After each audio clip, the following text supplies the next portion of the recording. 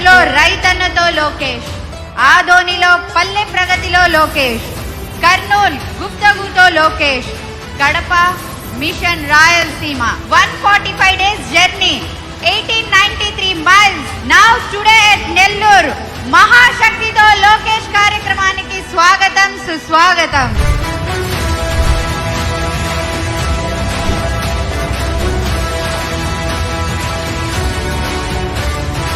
నేను ఒక గ్రాడ్యుయేట్ని.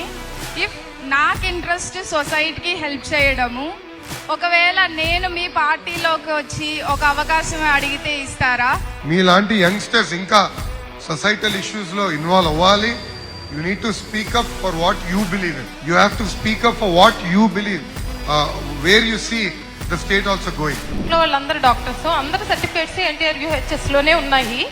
ఇప్పుడు దాన్ని సడన్ గా మార్చేశారు.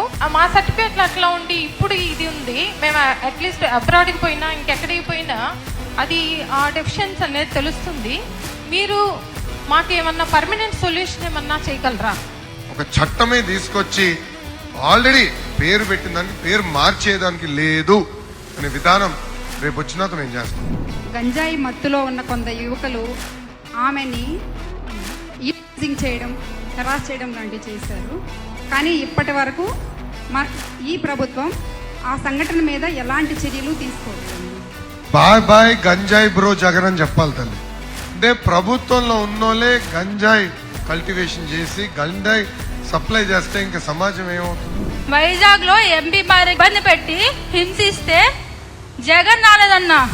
అత్యాచారం జరిగి చంపేస్తే ముఖ్యమంత్రి గారు స్పందించారు. వాళ్ళకి ఆ కుటుంబానికి అండగా నిలబడేదానికి వెళ్ళిన తెలుగు మహిళా అధ్యక్షురాలు అనిత గారి పైన ఎస్సీ ఎస్టీ కేసు బనాయించారు. నెల నెల జీతాలు రావటం లేదు.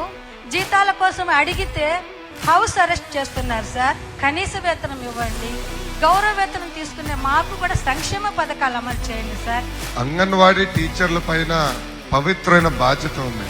అందుకే నేను అంగన్వాడీ సెంటర్ నుంచి అని చెప్పాను. ఎందుకంటే పసిబిడ్డలంతా మీ దగ్గరికి వస్తారు. బాబు గారు ముఖ్యమంత్రిగా ఉన్నప్పుడు ఇలాంటి ఘటనలు ఎప్పుడు జరగదు. అందరికీ చట్టం ఒకే రకంగా అమలు చేశారు.